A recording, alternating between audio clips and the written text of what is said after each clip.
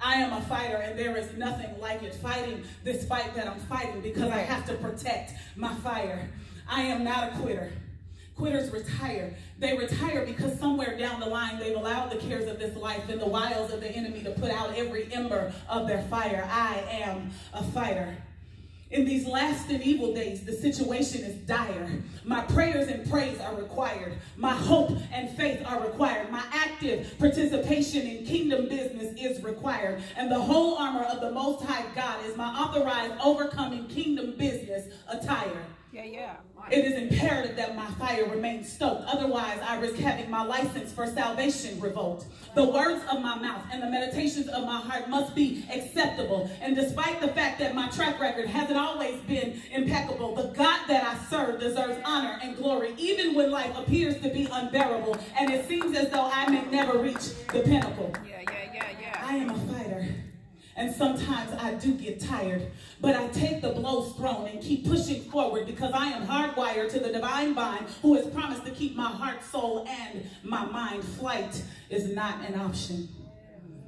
Flight is a spiritual condition brought on by symptoms of rogue emotions and false notions. Flight is a knee-jerk reaction brought on by the nefarious distractions of an enemy who will always and forever stay under my feet, destined to remain shackled in defeat. Flight is the result of rampant negativity. It is the antithesis of everything that God represents, everything that he has spoken. It is the opposite of hope when he is the God of hope. It is the opposite of faith when he has been nothing less than faithful. It is the opposite of belief when he has shown himself to be a miracle worker time and time and time again. His reliability has been established ever since before time began.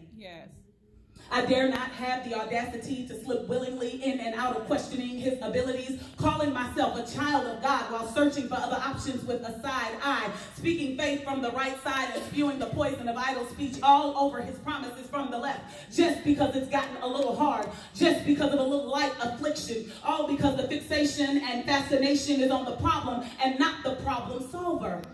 This kind of behavior is counterproductive to the strength and fervency of my fire, and it makes my God appear to be a liar.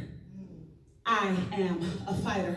I am a fighter, and I strive to go higher day by day, little by little. I rise and climb. I rise because now is the time. Now is the time to stop playing church. Now is the time to stop dwelling in past hurt. Now is the time to move forward with my fire, inciting spiritual uprisings and riots, igniting those around me, motivating them to start an epidemic purpose with reversing the systemic spread of spiritual destruction and death.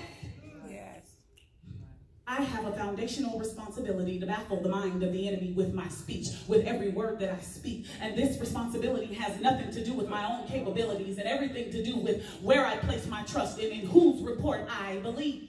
I am a fighter. And I am under no obligation to entertain uncircumcised Philistines sent to waste my time in an attempt to detain my faith and pull me out of line from what was predestined to be mine before the very dawn of time. I must keep in mind that this walk has a purpose, and the hills and valleys of it serve as a reminder of what he has promised. Heavenly things that eyes have not seen, heavenly things that ears have not heard, neither has entered into the hearts of man God's plan, so that in the end, all of the hurt, all of the pain, all of the strife will have been well worth the fight. And when I feel like giving up, when I feel like throwing in the towel, like tapping out, when I feel like I can't take one more season of drought, my fire gets quiet and begins to listen to the roar of the fire. I hear a sound. It is the same sound, the sound that resounds from the highest of heavens. It is a sound that can only be found in the peace and serenity of his heavenly presence. Suddenly, I hear fire speaking to me, speaking quietly, forcefully, encouraging me to push. Pray until something happens. Press until something happens. Praise until something happens. Worship until something happens. Speak until something happens. Seek until something happens. Trust until something happens. Believe until something happens. Obey until something happens. Go back and look again until something happens.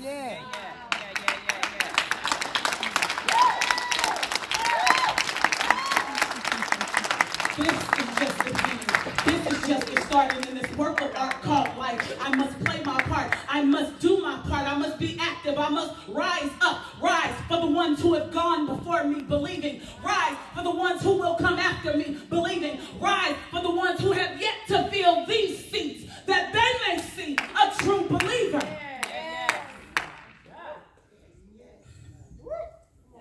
I am a kingdom shaping, kingdom expanding, atmosphere changing, serpent treading child of the Most High God. And just in case the enemy is listening, my stone is ready and I have answered my call.